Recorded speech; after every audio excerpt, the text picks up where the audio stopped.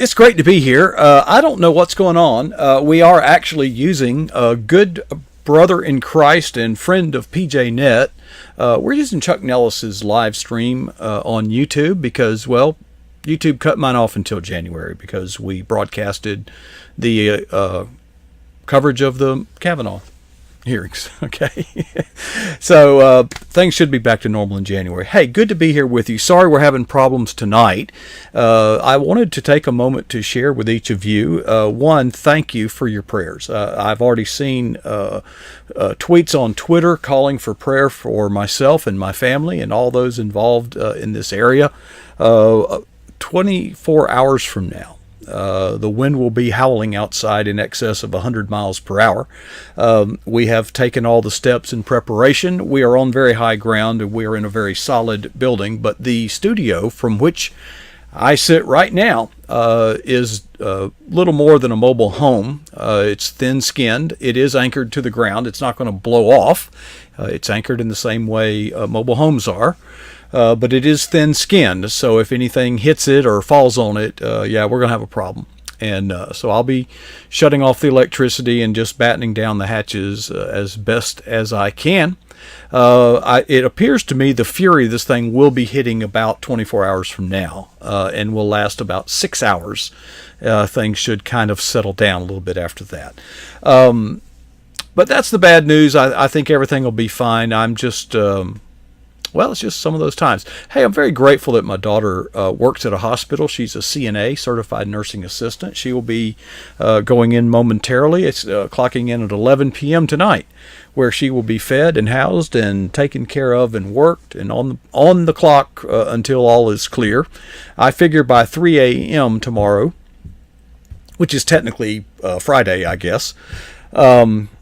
Anyway, Jay Steins 3 just popped in. If you would put the link to that awesome website, vintusky.com, and if you want to know the zip code here where the PJNet studio is, you can put that zip code in and click on the wind gust thingy over on the left after you get the zip code in.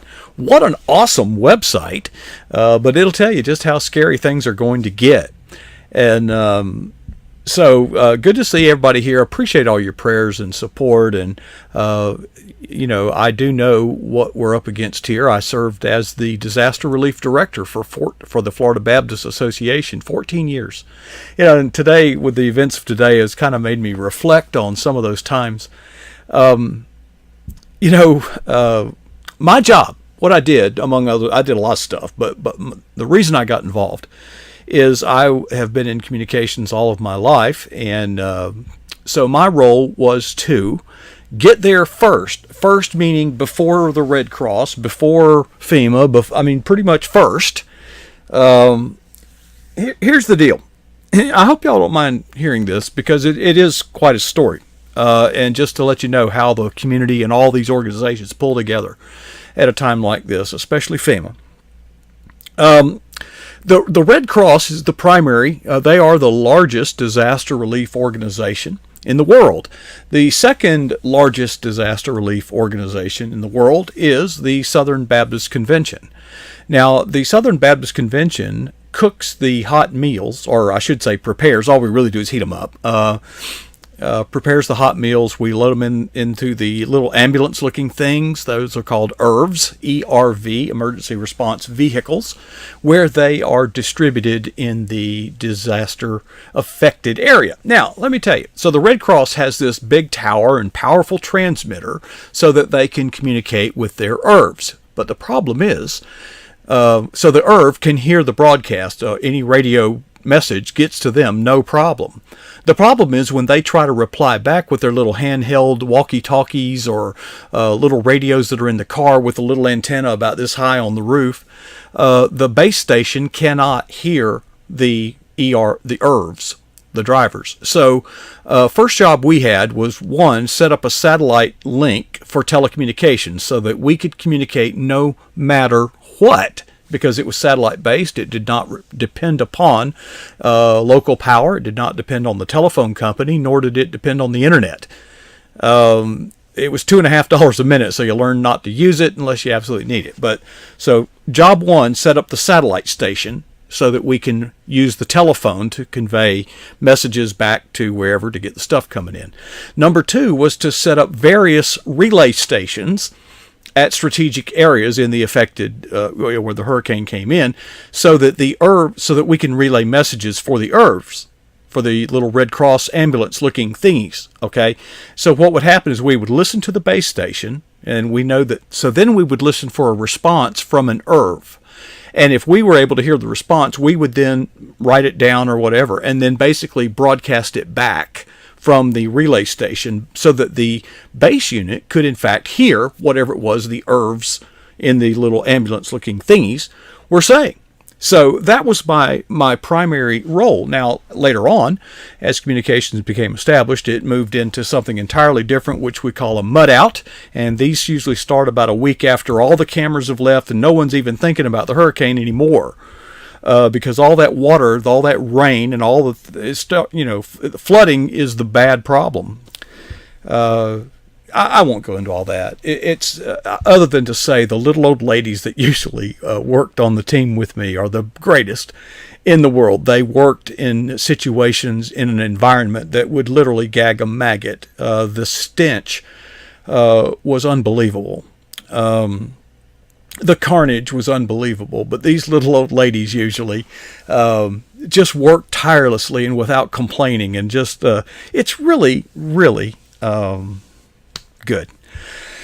Lost. I hope I'm still. Could somebody put something in the chat to let me know it's okay? We're having some problems tonight. There seems to be some kind of echo coming out there.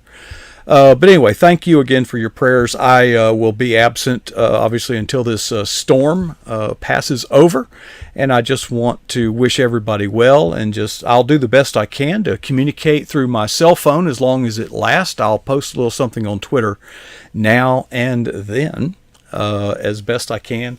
But I'll be inside, and it's a very sturdy building. We're on very high ground. The only things that concern me are projectiles being hurled through the air, come through a window, and or a tree limb should fall. There is a precarious pecan tree that I consider to be an existential threat to the home even before the hurricane, so that one's troubling me a bit.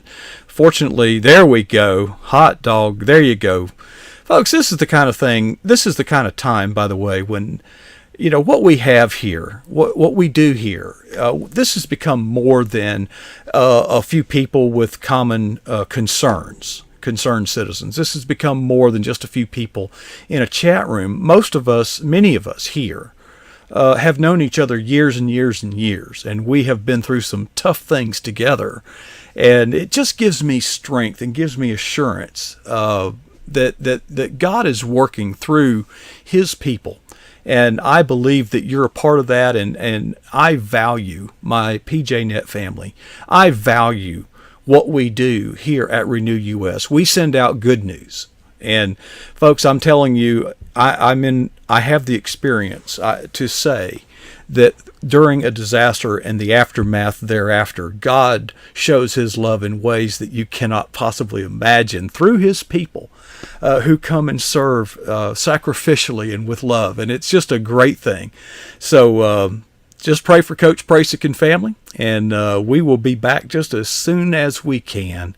And hopefully we'll be able to just resume and pick things up where we left off. But whatever happens, I'll be sure to let you know.